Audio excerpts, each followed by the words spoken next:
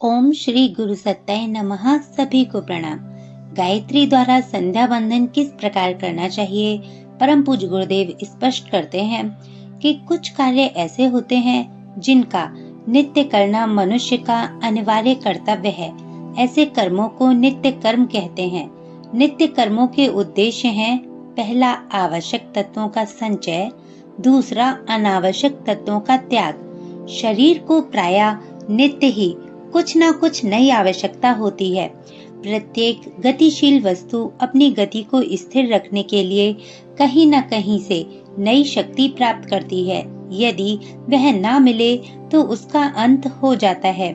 Rail के लिए कोयला, पानी, मोटर के लिए पेट्रोल, तार के लिए बैटरी, इंजन के लिए तेल, सिनेमा के लिए बिजली की आवश्यकता होती है। पौधों का जीवन खाद पानी पर निर्भर रहता है। पशु पक्षी कीट पतंग प्रकृति के अनुसार अन्न जल वायु लेकर वे जीवन धारण करते हैं। यदि आहार न मिले तो शरीर यात्रा असंभव है।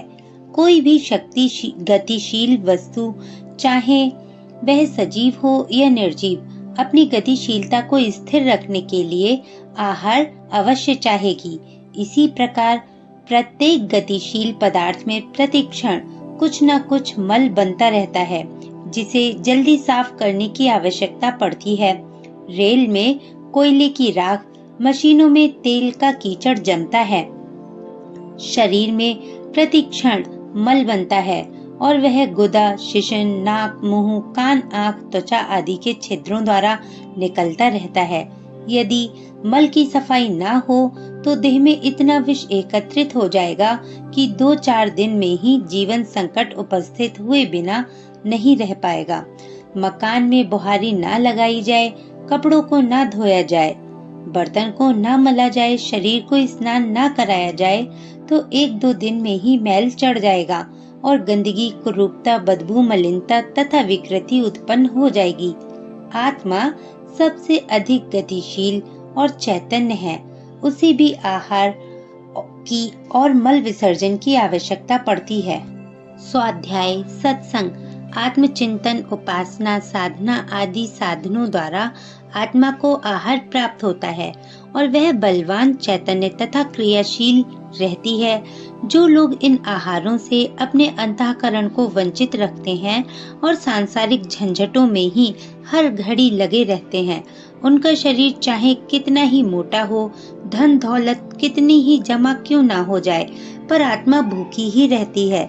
इस भूख के कारण वह निस्तेज, निर्बल, निष्क्रिय और अर्धमूर्छित अवस्था में पड़ी रहती है।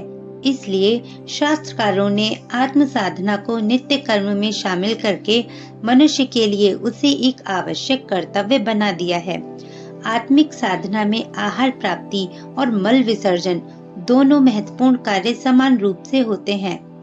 आत्मिक भावना, विचारधारा और अवस्थिति को बलवान, चैतन्य एवं क्रियाशील बनाने वाली पद्धति को साधना कहते हैं। ये साधना उन विकारों, मलों एवं विषयों की भी सफाई करती है जो सांसारिक विषयों और उलझनों के कारण चित्त पर बुरे रूप से सदा ही जमते रहते हैं। शरीर को 2 बार स्नान कराना, 2 बार शौच जाना आवश्यक समझा जाता है। आत्मा के लिए भी ये क्रियाएं होनी आवश्यक हैं। इसी को संध्या कहते हैं। शरीर से आत्मा का महत्व अधिक होने के कारण त्रिकाल संध्या की साधना का शास्त्रों में वर्णन है। 3 बार न बन पड़े तो प्रातः और सायं 2 बार से काम चलाया जा सकता है। जिसकी रुचि इधर बहुत ही कम है, वह 1 बार तो कम से कम ये समझकर करें कि संध्या हमारा आवश्यक नित्य कर्म है, धार्मिक कर्तव्य है। उसे न करने से पाप विकारों का जमाव होता रहता है। भूखी आत्मा निर्बल होती चलती है। ये दोनों ही बातें पाप कर्मों में शुमार हैं। अतएव पातक भार से बचने के लिए भी संध्या को हमारे आवश्यक नित्य कर्मों में स्थान मिलना उचित है। संध्या बंदन की अनेक विधियां हिंदू धर्म में प्रचलित हैं। उनमें सबसे सरल, सुगम, सीधी और अत्यधिक प्रभावशाली उपासना गायत्री मंत्र द्वारा होने वाली ब्रह्म संध्या है। इसमें केवल एक ही गायत्री मंत्र याद करना होता है। अन्य संध्या विधियों की भांति अनेक मंत्र याद करने और अनेक प्रकार से विधि विधान याद रखने की आवश्यकता नहीं पड़ती। सूर्योदय या सूर्यास्त समय को संध्या काल कहते हैं। यही समय संध्या वंदन का है। सुविधा अनुसार इसमें थोड़ा आगे पीछे भी कर सकते हैं। त्रिकाल संध्या करने वालों के लिए ये तीसरा समय मध्याह्न काल का है। नित्य कर्म से निवृत्त होकर शरीर को स्वच्छ करके संध्या के लिए बैठना चाहिए। उस समय देह पर कम से कम वस्त्र होने चाहिए।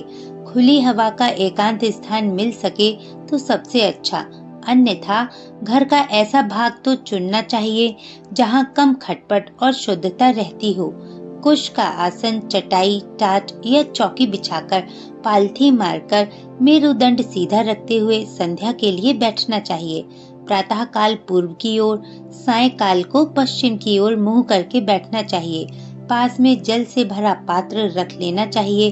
संध्या के 5 कर्म हैं। उनका वर्णन हम अगले वीडियो में करेंगे। तब तक बने रहिए हमारे चैनल के साथ। आपका दिन शुभ हो। ओम शांति। आप लोग अपना बहुत बहुत ख्याल रखिए। धन्यवाद।